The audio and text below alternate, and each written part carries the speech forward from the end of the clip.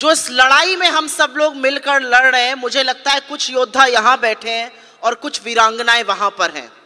और महिला कांग्रेस के कार्यक्रम में जाके मुझे सबसे अच्छा ये लगता है कि सफेद की एक चमकार नहीं दिखती है, रंग बिरंगे जो भारत का प्रतिबिंब है, रंग बिरंगे खूबसूरत गुलदस्ते अलग अलग प्रांतों से आए, अलग अलग वेशभूषा में, अलग अलग रंगों में आपके हंसते मुस्कुराते चेहरे नजर आते हैं और मुझे लगता है वो बहुत बड़ी बात है। यहां पर कन्हैया कुमार जी ने एक शब्द यूज किया पॉलिटिकल कल्चर का, तो मैं 1 मिनट उस पर बात करना चाहती हूं और उसके बाद आगे बढ़ूंगी। भारत जोड़ो यात्रा ने इस देश की राजनीति में एक ऐसी लकीर खींची है जिसके बाद की राजनीति और उसके पहले की राजनीति 2 भागों में बट गई है। और मेरे लिए भारत जोड़ो यात्रा सिर्फ एक व्यक्ति का 4000 किलोमीटर पैदल इस देश को नाप देना, अजनबियों को गले लगाना, उनके आंसू पोंछना, उनको ढांढस बंधाना, ये विश्वास दिलाना कि कल आज से बेहतर होगा नहीं है, ये सब है। मेरे लिए भारत जोड़ो यात्रा की सबसे सुंदर तस्वीर, सबसे सशक्त तस्वीर वो है जब राहुल गांधी जी महिलाओं का हाथ पकड़ के उनको गले लगाकर, किसी का माथा चूमकर, किसी के सिर पे हाथ फेरते हुए चलते थे। मुझे लगता है भारत की राजनीति में ये बहुत बड़ा बदलाव है। इसके पहले ऐसा कभी नहीं देखा, एक बार देखा था इस देश ने, और मैं अतिशयोक्ति नहीं करूंगी। महात्मा गांधी जब चलते थे तो वो अपने दोनों हाथ मनु और आभा के कंधों पर रखते थे और वो चित्रण करते थे कि देश की लड़कियां, देश की बेटियां सबसे आगे हैं और इस पुरुष प्रधान समाज में वो बेखौफ होकर उनके साथ चलती थी। मुझे लगता है भारत जोड़ो यात्रा ने दोबारा से राहुल गांधी जी ने वो तस्वीर, वो नजीर बनाई जिसमें महिलाएं उनके साथ उन्मुक्त होकर चल रही हैं। कोई भाई समझकर उनको गले लगा लेता है, कोई बेटा समझ के उनके सिर पर हाथ फेर देता है, उनका माथा चूम लेता है। मुझे लगता है कि महिला सशक्तिकरण का वो सबसे खूबसूरत वाकया था जहां पर महिलाओं को झिझकना नहीं पड़ रहा था, वो उन्मुक्त और बेखौफ होकर चल रही थी, वो निडर थी, उनको कोई डर नहीं था। वो राहुल गांधी जी के साथ चल रही थी, उनको पता था कि वो सुरक्षित हैं। मैं भी एक महिला हूं और आप भी महिलाएं, और आप सब जानते हैं कि महिला अपने ऊपर किसी को हाथ ना रखने दे अगर उसको गलत लगे। तो ऐसे में एक व्यक्ति का हाथ थाम कर चलना ये दिखाता है कि पॉलिटिकल कल्चर कांग्रेस का क्या है और पॉलिटिकल कल्चर हमारे प्रतिद्वंदियों का क्या है। तो मेरे लिए ये बहुत बड़ी बात थी। यहां पर मणिपुर की बातें हुई, यहां पर झूठ की बात हुई, यहां पर एक ऐसे व्यक्ति की बात हुई जिसको भारत जोड़ो यात्रा के बाद मित्रों भूलकर परिवारजन कहना पड़ गया इस बार लाल किले की प्राचीर से। क्योंकि अगर आप एक अच्छे बेटे हैं, अच्छे पति हैं, अच्छे पिता हैं, अच्छे भाई हैं, अच्छे मित्र हैं, तो आप एक अच्छे इंसान जरूर बनेंगे और आप एक अच्छे नेता भी बनेंगे। तो परिवार की बात ऐसे व्यक्ति को करनी पड़ गई जो मित्रों की बात करता था, और यह भारत जोड़ो यात्रा का, यह भी राहुल गांधी जी की एक बड़ी सफलता है। यहां पर मुझे बोला गया कि आप लोगों से मैं ये बात करूं कि झूठ का पर्दाफाश कैसे हो सकता है। अव्वल तो झूठ फैलाने में बड़ी मेहनत करनी पड़ती है, सत्य बहुत आसानी से बोला जा सकता है, उसके लिए आपको कोई स्पष्टीकरण नहीं देना पड़ता है, कोई बचाव नहीं करना पड़ता, और ये हमें अपने नेता राहुल गांधी जी से सीखना है। बेखौफ होकर सच बोलते हैं, इसीलिए आंख में आंख डालकर मोदी सरकार से सवाल पूछते हैं और कहते हैं मुझे कोई परवाह नहीं है, मैं सांसद रहूं या ना रहूं, मेरा घर रहे या ना रहे, मैं इस देश के लोगों के लिए लड़ूंगा और हर उस सवाल को पूछूंगा जो इस देश में राजनीति के लोगों को पूछना चाहिए। मणिपुर की बातें हो रही थी, यहां पर मणिपुर का वो वीडियो आया और वीडियो उस दरिंदगी के 78 दिन बाद आया था, और ये इस देश की आत्मा है, ये इस देश की असलियत है कि महिलाओं के साथ उस दरिंदगी को देखकर 78 दिन बाद प्रधानमंत्री को भी 36 सेकंड तो मणिपुर पर बोलना पड़ा, महिला बाल विकास मंत्री को बोलना पड़ा, महिला आयोग जो 36 दिन तक बैठा रहा था उसकी कंप्लेंट्स पर बोलना पड़ा। ये कहीं पर नारी शक्ति है, कहीं पर इस देश की अंतरात्मा में एक औरत के साथ ये हैवानियत हो, ये बर्दाश्त नहीं होगा।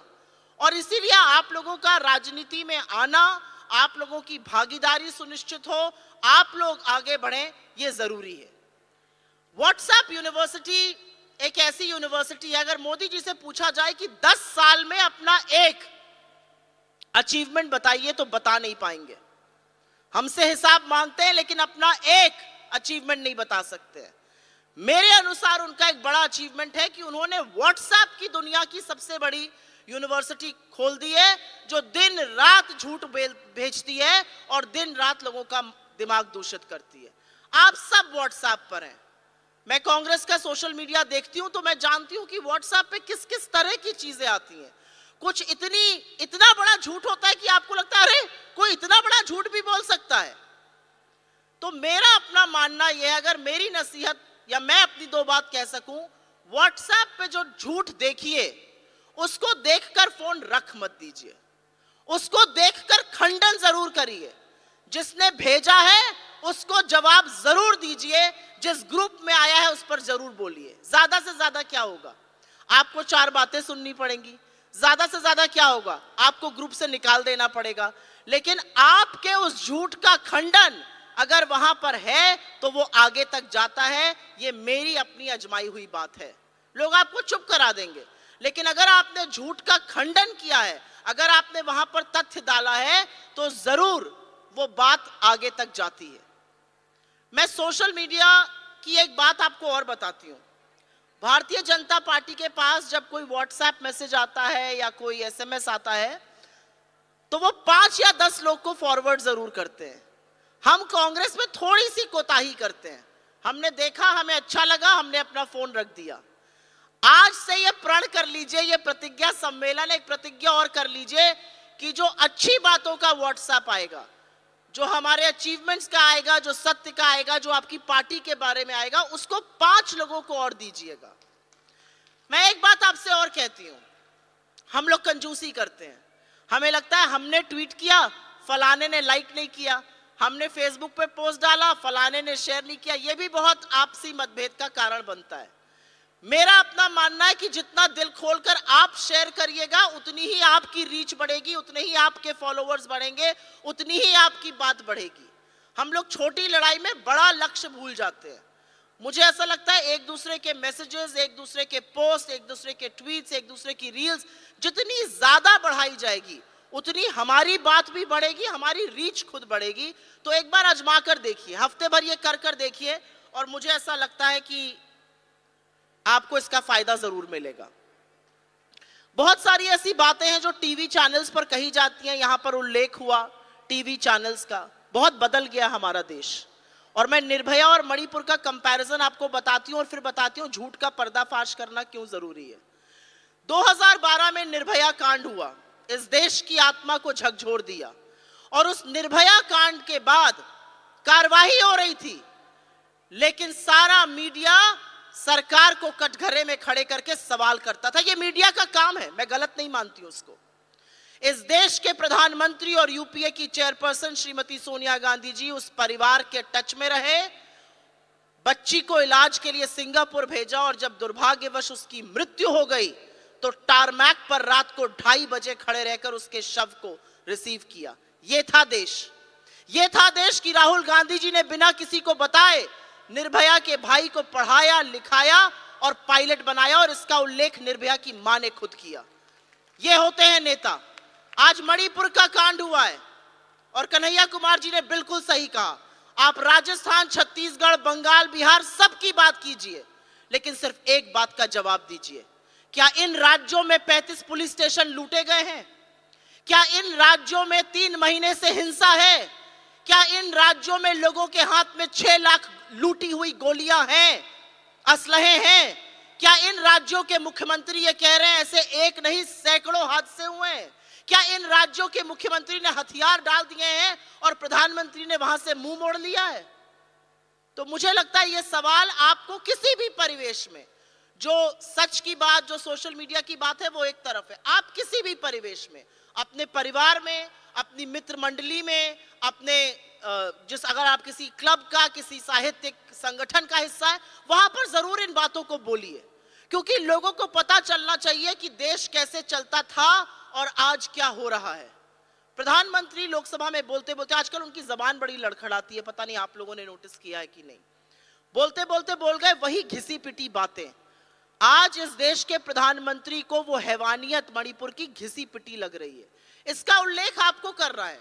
राहुल गांधी जी अपना काम कर रहे हैं, हमारे नेता लोग जो यहां पर बैठे हैं, हमारे लीडर्स यहां पर बैठे हैं, नेता जी हैं, आप लोग अपना काम कर रहे हैं, लेकिन इन बातों को बढ़ाने का काम, जो मीडिया आपके सत्य को नहीं दिखा रहा है, उसके खिलाफ, उसके पैरेलल बात करने का काम ये आपका है। और क्योंकि यहां पर ब्लॉक लेवल तक का रिप्रेजेंटेशन है, तो मेरा मानना है कि अगर आप लोग बातें करिएगा तो बातें बहुत दूर तक जाएंगी।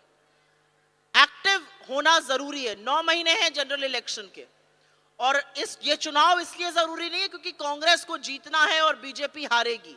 ये चुनाव इसलिए जरूरी है क्योंकि ये तय करेगा कि इस देश में महिलाओं का, युवाओं का, आदिवासियों का, दलितों का क्या रिप्रेजेंटेशन होगा 2024 के बाद। इसलिए यह निर्णायक चुनाव है। और 9 महीने में आपसे मांग रही हूं, 9 महीने एक्टिव होइए, बातें करिए, झूठ का खंडन करिए, 10 व्हाट्सएप दिन के फॉरवर्ड करिए और एक दूसरे के सोशल मीडिया को या मीडिया को साझा जरूर करिए। एक जमाना था जब लोगों को लगता था कि सोशल मीडिया कोई बाहर की चीज है। मुझे लगता है कि आज अगर आप एक ग्राउंड एक्टिविटी कर रहे हैं और वो सोशल मीडिया पर नहीं दिख रही है तो वो निरर्थक है। और उसी तरह से सिर्फ सोशल मीडिया पे करते रहिए और जमीनी कार्रवाई ना करिए, वो भी गलत है। आज ये इतना बड़ा सम्मेलन हो रहा है, आप लोग दूर दूर से हिंदुस्तान के हर कोने से आए हैं, ये सोशल मीडिया पर चल रहा है, तो जो लोग नहीं आए हैं उनको भी इस बात का पता चल रहा है। और अगर ये सम्मेलन ना हो और हम सोशल मीडिया के बारे में ही बात करते रहें तो वो भी निरर्थक है। तो मुझे लगता है आज ये दोनों चीजें एक दूसरे की पूरक है। अगर आपको कंटेंट की कभी कमी लगती है, आपके पास कंटेंट नहीं आ रहा है, आपके पास कोई व्हाट्सएप फॉरवर्ड नहीं आ रहा है पार्टी की तरफ से, तो वो आप अपने जिला अध्यक्ष को या अपने प्रदेश अध्यक्ष को जरूर बताइए। और नड्डा जी, मैं पूरी ईमानदारी से कहती हूं, अगर आपके पास कंटेंट की कभी भी कमी होगी तो मैं और हमारी टीम यहाँ पे खड़ी है और आपको हर तरह का कंटेंट हम देंगे। किसी भी वाक्य पर अगर आपको लगता है कि कोई जटिल मुद्दे चल रहे हैं और वो समझ में आने थोड़े मुश्किल हैं, तो आप जरूर हमें बताइए, एक फीडबैक सिस्टम करिए जिससे कि हमें पता चले और हम स्पष्टीकरण दे सके। अगर आप कांग्रेस के हैंडल्स को ही फॉलो कर लीजिए, चाहे ट्विटर हो, फेसबुक हो, इंस्टाग्राम हो, यूट्यूब हो, तो वहां से आपको काफी सारी जानकारी मिल जाएगी। हमारे नेताओं को तो आप फॉलो करते ही हैं और वहां पर भी काफी जानकारी मिलती है। मुझे लगता है बहुत इधर उधर की बात नहीं करनी है, लक्ष्य एक है और लक्ष्य है 2024 में आपकी अपनी भूमिका का। और वो भूमिका बड़ी होगी, वो भूमिका निर्णायक होगी, वो भूमिका जरूरी है और इसीलिए आपकी भागीदारी भी उतनी जरूरी है।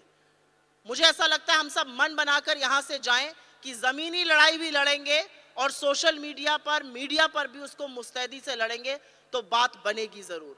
क्योंकि आधी आबादी को पूरा हक मिलने की बात सिर्फ और सिर्फ कांग्रेस पार्टी करती है। एक ये भी सच है, और मैं इसी बात को कहकर अपनी बात खत्म करती हूं, एक ये भी सच है कि वो सोनिया गांधी जी की दूरदर्शिता थी। ये कांग्रेस का पॉलिटिकल कल्चर है कि घटक दल की सरकार चलाने के बावजूद 33% रिजर्वेशन महिलाओं के लिए राज्यसभा में पारित उन्होंने कराया। ये अलग बात है कि वो लोकसभा में पारित नहीं हो पाया, लेकिन जो लोग प्रचंड बहुमत का दंभ भरते हैं, जो बात करते हैं कि उनको इस देश ने चुनकर भेजा है, उनको 1 मिनट नहीं लगेगा अगर वो 33% रिजर्वेशन कराना चाहें। और मुझे फक्र है इस बात का कि हमारे और मेरे नेता ने उनसे कहा है कि महिला रिजर्वेशन पर मेरा unconditional support Bharatiya Janata party को है। लेकिन 10 साल बाद भी महिला रिजर्वेशन की बात भारतीय जनता पार्टी नहीं करती है, क्योंकि मन में खोट है। औरतों को सिर्फ और सिर्फ राजनीतिक मोहरा बनाना है और जैसा कि इन्होंने कहा, पंक्ति में आगे बिठा के 4 औरतों को सजा देनी है। अगर वाकई में महिलाओं की भागीदारी सुनिश्चित करनी है तो 33% रिजर्वेशन अगर मोदी जी आज चाहें तो कल कर सकते हैं, लेकिन ऐसा क्यों नहीं कर रहे, ये सवाल आप सबको पूछना है। बहुत बहुत धन्यवाद, आपने मेरी बात सुनी। हम सब लोग आपके साथ हैं। आप जहां पर भी लड़ रहे हैं, चाहे वो ब्लॉक हो, बूथ हो, विधानसभा हो, लोकसभा हो, प्रदेश के लेवल पर हो, ये लड़ाई हर स्तर पर लड़ी जानी है। ये सोशल मीडिया पर लड़ी जानी है, ये टीवी चैनलों पर लड़ी जानी है, क्योंकि ये लड़ाई हम और आप एक दूसरे के लिए लड़ रहे हैं और आने वाले वक्त के लिए लड़ रहे हैं। बहुत बहुत धन्यवाद। जय हिंद।